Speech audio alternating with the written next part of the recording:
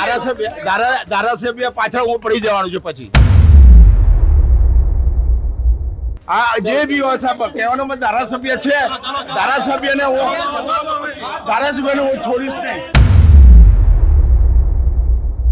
તો હવે કોંગ્રેસમાં રાજકીય કિન્નાખોરીનું સૌથી વરવું પ્રકરણ જે છે તે જોવા મળ્યું। તસ્લીમ આલમ તિમિરજીનો પોલીસ જપ્તામાં હુંકાર જોવા મળ્યો। મને ધારાસભ્યએ ફસાવ્યો, હું ધારાસભ્યને છોડીશ નહીં। હજુ સુધી તમે અમારી ચેનલને સબસ્ક્રાઇબ નથી કરી તો અત્યારે જ ન્યૂઝરૂમ ગુજરાતને સબસ્ક્રાઇબ કરો, ફેસબુક અને ઇન્સ્ટાગ્રામ પર ફોલો કરો।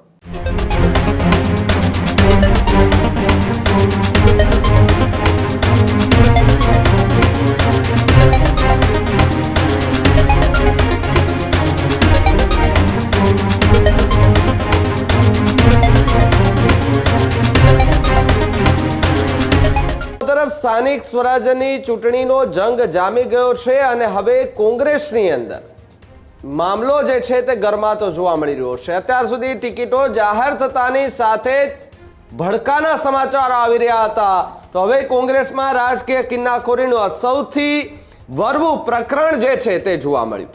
તસ્લીમ આલમ તિમિરજીનો પોલીસ જપ્તામાં હુંકાર જોવા મળ્યો। મને ધારાસભ્યએ ફસાવ્યો, હું ધારાસભ્યને છોડીશ નહીં તેવી વાત તિમિરજી છે તેમણે કરી છે। પોલીસ જપ્તામાં જ ફોર્મ ભરવા આવ્યા હતા તસ્લીમ આલમ તિમિરજી।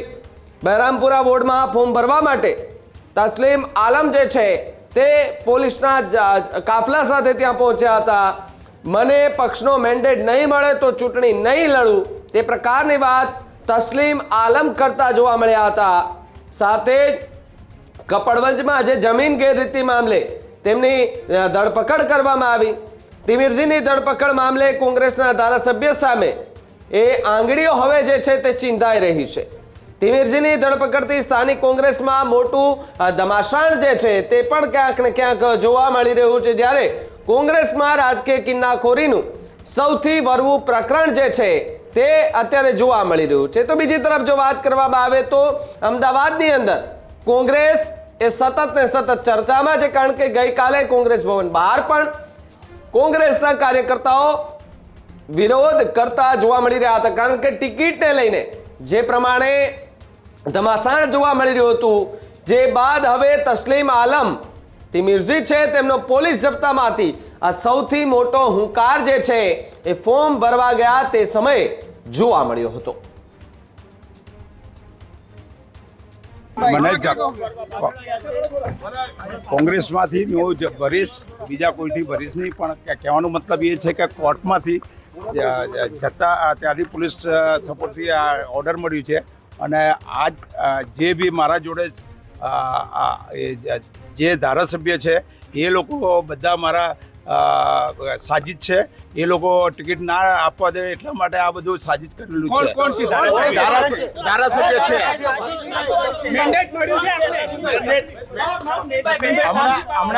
હમણાં મારે ફોર્મ ભરવાનું છે ને 3 વાગે પહેલા મેન્ડેટ આવી જશે, નહીં તો પછી મારે લડવાની કોઈ ઈચ્છા નથી। મારે ધારાસભ્ય પાછળ હું પડી જવાનું છું પછી, બરાબર? તસ્લીમભાઈ કોણ છે ધારાસભ્ય? ધારાસભ્યનું નામ ના આપું। ધારાસભ્ય તમે બી જાણો છો આ જે બી હોય સાહેબ કહેવાનો મત ધારાસભ્ય છે ધારાસભ્યને હું છોડીશ નહીં। એમએલએ આવશે તો એ ટાઈમે બતાવી દઈશું।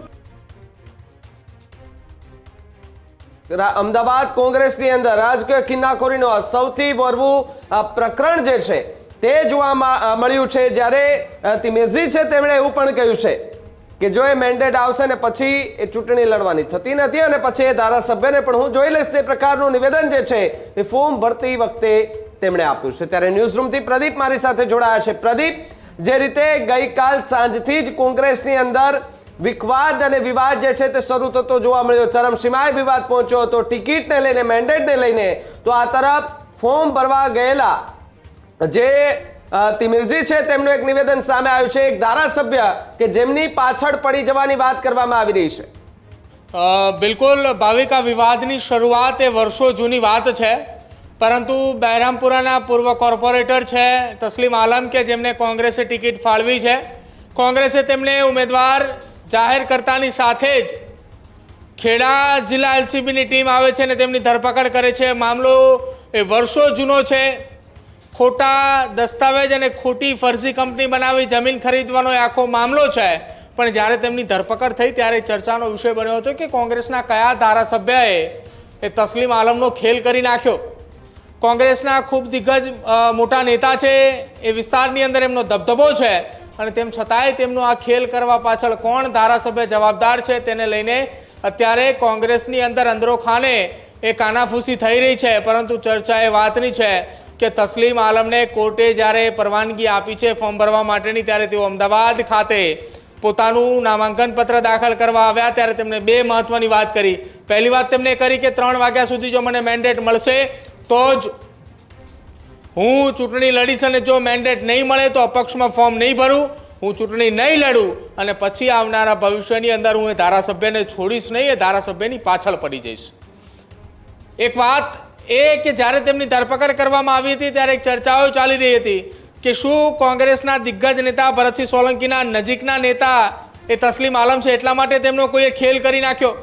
ભરતસિંહ સોલંકીના ખૂબ નજીકના ગણાય છે તસ્લીમ આલમ, અને વર્ષોથી ભરતસિંહ સોલંકીના સાથેના એ ભરતસિંહ સોલંકીના કાર્યક્રમોની અંદર પણ તેઓ જોવા મળે છે, તેમની સાથે પણ અનેક વખત જોવા મળે છે.